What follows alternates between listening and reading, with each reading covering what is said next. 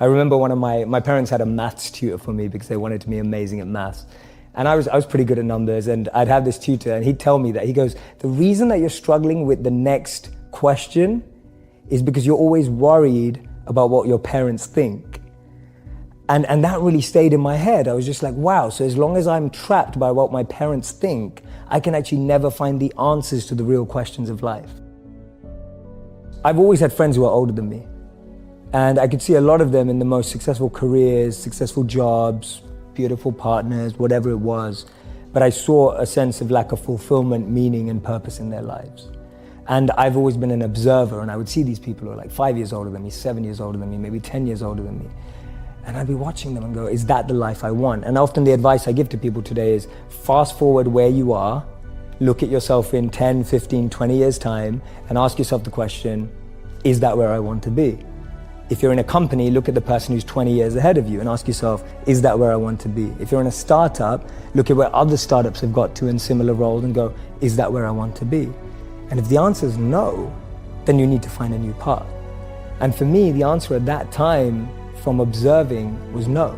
The path that my parents or society or the university I went to or the community I had that was carving out for me, it didn't feel like the path for me. So I was almost seeking an alternative or a new path.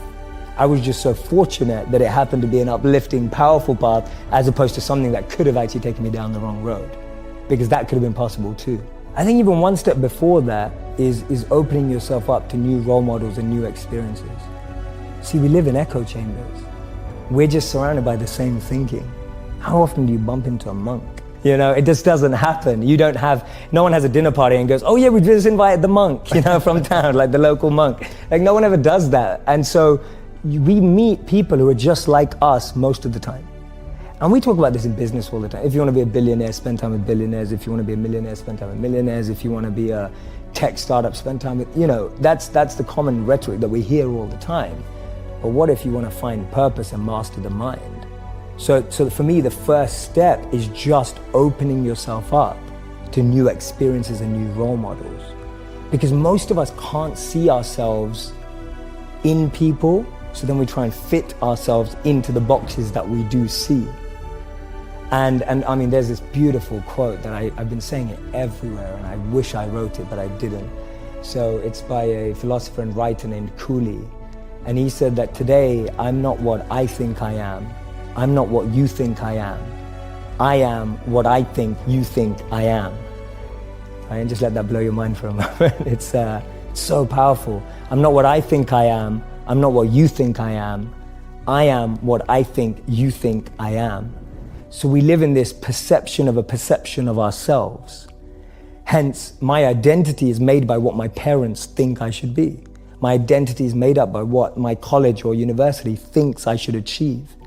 While you're living in that bubble and that echo chamber, getting to what you really want to do is impossible, because maybe that just doesn't fit. And I think so many people feel that way today, that they don't fit into the current education system. They don't fit with the 3 or 4 or 5 careers that you're taught exist. So that process of self-excavation and actualization first requires being exposed. You can't be what you can't see. If I never saw a monk, I would never have wanted to be a monk. If I never meet a billionaire, I wouldn't want to be one, because I wouldn't know what that feels like. I don't know what it looks like. I don't know what it takes. And I think that's the biggest challenge of our society, that we're not exposed. So that's the first step, being exposed to unique experiences and role models. Second step is finding that experience or role model that you're passionate about, and exactly like you said, taking it seriously. Shadow them, network with them, spend time with them, observe them, even from afar. It takes that observation, being addicted to observing that person's lifestyle. And then the third step is going yes or no. Does that work for me? Not everyone who's going to go off and become a monk is going to feel like the way I did, and that's cool. But not everyone is going to go and follow and shadow a billionaire and go, that's exactly the lifestyle I want. They may want the result, but do they want the hard work that goes with it? And so for me, that's the third step. It's observing, focusing, shadowing, getting as close to the process of that individual, and then going yes or no. Do I want that process? Not do I want the result?